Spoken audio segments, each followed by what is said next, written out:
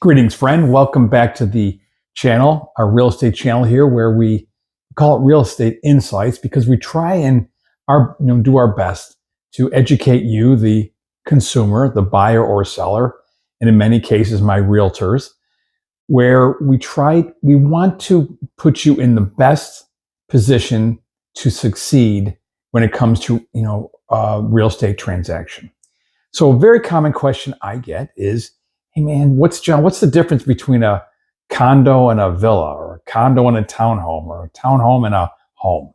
So that's what we're going to briefly chat about today. I've got my notes like I always do because I want to be prepared and not miss anything, so I can basically help you and educate you on the difference. So today we're talking about the 4 different types of properties. And first up, I needed my glasses to read these notes that I made, is a single family home. A standalone residential building that sits on its own distinct piece of land with no shared walls. Ownership, you own both the physical house and the entire plot of land it sits on. You are 100% responsible for all exterior and interior maintenance, repairs, and yard work, unless part of a master plan community with an HOA. That's a completely different video one day. Key features of a single family home: maximum privacy and freedom to remodel or landscape as you choose. Obviously, if you are in an HOA, a homeowners association, some are a little more stricter than others, and you have to check the guidelines and the documents for that community, whether or not what you can plant, what color you can paint the house, etc. So a single family home, whether it be in an HOA or not, is all yours. You're responsible for the most part for everything inside and out. And one day we're going to talk about HOAs and condos and the pros and cons of being in one. But for today, we're just chatting about the 4 different types of properties.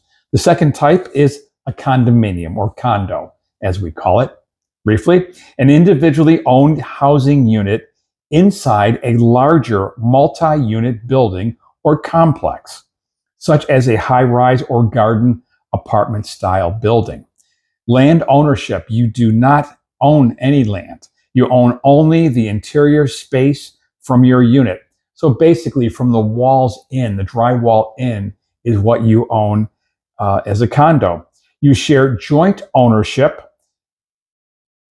of the common areas like hallways, elevators, roofs, and grounds with other residents. Maintenance: you maintain the inside of your home.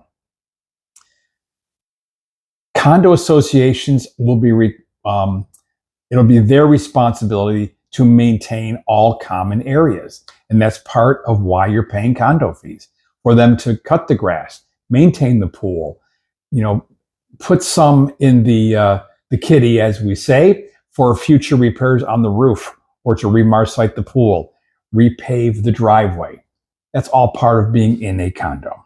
The third property we're talking about today is a townhome. So what do you think a townhome is? Basically, a townhome is going to be a multi-level, up and down home with adjoining common walls to a neighbor. A multi-level home that shares 1 or 2 side walls with neighboring units, but has its own private front and or back exterior entrance. Regarding land ownership, you own the interior and exterior structure of the building, plus the small piece of ground directly beneath the unit and any small front or backyard space, patio space.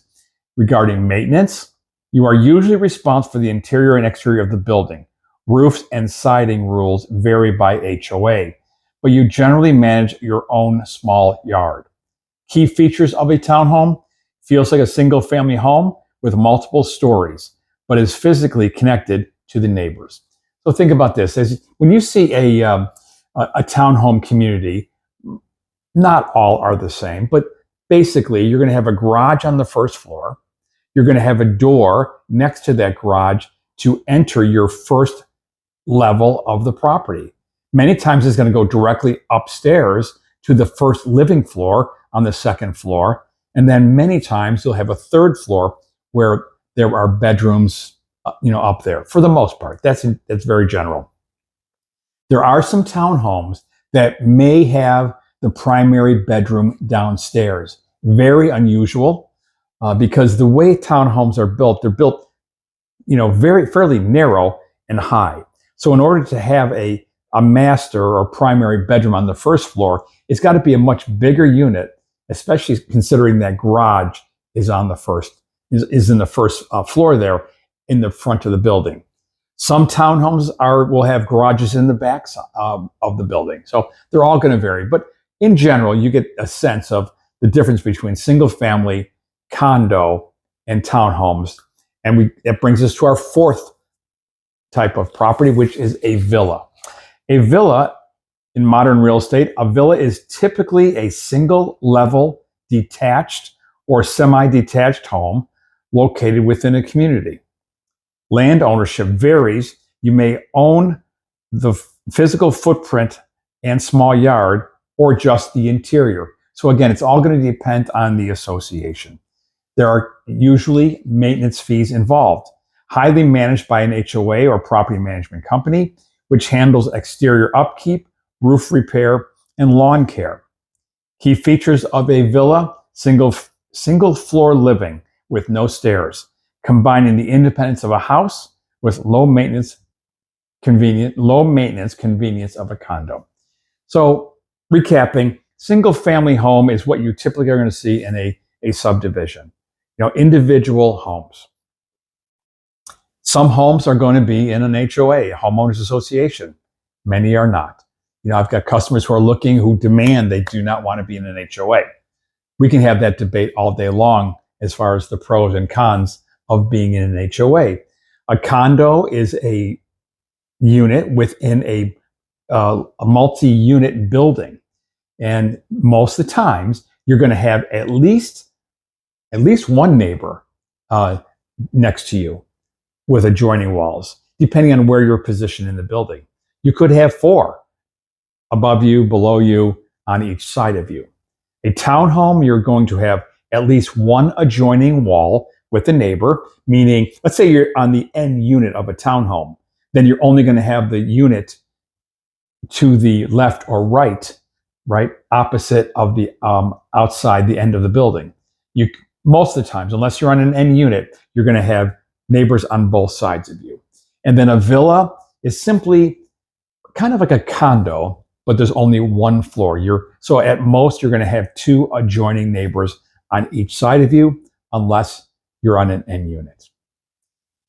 I've created this channel and am providing what I hope is helpful information to you, the buyer or seller.